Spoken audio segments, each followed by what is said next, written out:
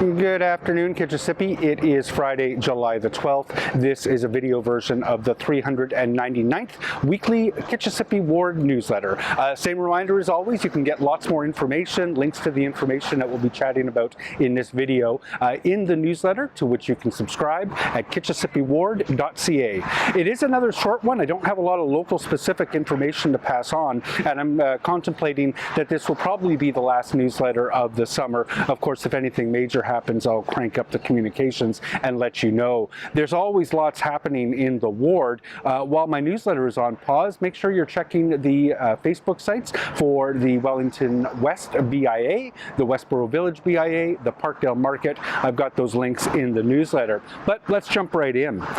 So first, I do want to thank everybody who came out to the comprehensive zoning bylaw review armchair discussion that councillors Lane, Kitts, and I organized last week.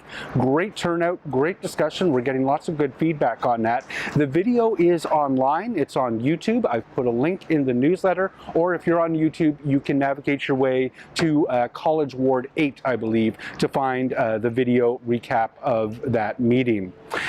The Scott Street restriction, just one last note, obviously that is coming up fast now. On July 15th, Scott Street between Bayview Station Road and Parkdale is going to become one-way eastbound. At the same time, from July 15th until July 28th, the LRT between the University of Ottawa and Tunney's Pasture is going to be shut down. So all of the westbound traffic, including those R1 buses, are going to be coming when westbound, down, north on Bayview Station Road, west on Burnside, back north on Parkdale to rejoin Scott.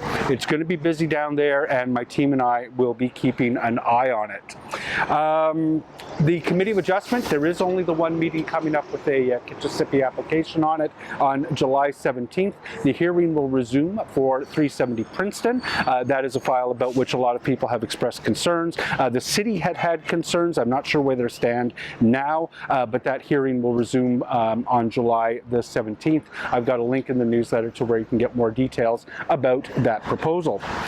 And then finally, with respect to the city news, OC Transpo has put a bus route planner online anticipating the new routes. We've had a lot of discussion about the route review, which essentially consolidates a lot of routes. It's I can't spin that. There's a diminishment of service, but what you can do is you can visit the tools, to which I've linked in the newsletter, to get an idea of how your trip may change on any given weekday or weekend. There is a scheduler, all of it taking a look at what the OC Transpo routes will look like once the route review goes into effect. Soonest would be probably a couple of months. It certainly won't go into service until LR2 Stage 2 is in service. A few community events I wanted to pass on today. You can join the Parkdale Market in celebrating its 100th birthday. That event was supposed to happen last Wednesday. Hurricane Beryl meant a lot of rain. They canceled. But this Wednesday, July 17th, that event is back on. There's lots of vendors. They're going to cut a cake at 6 p.m. There's activities for the kids. Joel Harden and I will be in a dunk tank. Minimum donation to the Parkdale Food Center of $5. Should be a great evening happening from 5 until 9 p.m. at the Parkdale Market to celebrate that huge milestone of 100 years. I am standing this afternoon in Winston Square, where Laura, Stephen, and friends are going to host a couple of musical afternoons coming up this summer on August the 17th from 11 until 2 p.m. and sooner than that on July the 20th from 11 until 2 p.m. The music begins at 11. Some of their favorite songs ranging from country to rock and roll, oldies. There's going to be a beginner ukulele workshop as part of the event, and the musical afternoon will continue with a family sing-along jam at 1:15. So here in Winston Square, a couple days coming up this summer with Laura, Stephen, and friends doing a musical afternoon.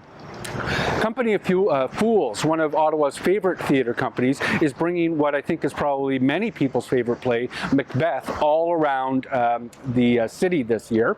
In Kitchissippi, it'll be in Lions Park on July 10th, Fairmont Park on August the 3rd, Hintonburg Park on August the 9th, Champlain Park on August the 12th, Kiwanis Park on August the 14th, Fisher Park on August the 15th. I've got a link in the newsletter to all the information about that show. but how can you go wrong? It's Macbeth. And then finally, for community notices, I've put notice of a community-led housing, a co-housing development approach evening with the author of that book. The author of the book, Margaret Critchlow, will be talking about her experiences as both a pioneering co-housing consultant and co-housing resident. Come join her. She'll be at the Churchill Senior Center on July 25th from 7 until 8 p.m. There is a registration link that I've put in the newsletter. And then finally, I have a poster in the newsletter for the Where's Waldo event, very popular, brought to you by the Wellington West Business Improvement Area, as well as Spaniel's Tail. You can go around the Wellington West BIA area, get stamps when you find Waldo, and qualify for a draw prize that would, fairly significant. The draw prize would be a Where's Waldo book and or swag, and a $100 gift card to spend at participating Wellington West businesses. Very short newsletter. I probably won't have another newsletter out before the end of the summer, so I just want to wish everyone a restful holiday. I hope many of you have an opportunity to take some vacation. I'm looking forward to recharging. My staff are looking forward to the break, and we'll see you at the end of August. Thanks, Kitchissippi. Have a great summer, and thanks for watching.